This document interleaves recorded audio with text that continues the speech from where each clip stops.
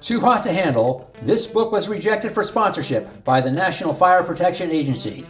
Fire Alarms Kill People, Unless Used as Directed, is an insider's first-hand expose of the good, the bad, and the ugly of the fire alarm industry, with over 80 stories of fun, frolic, and failure of both man and machine in the efforts to protect people and property.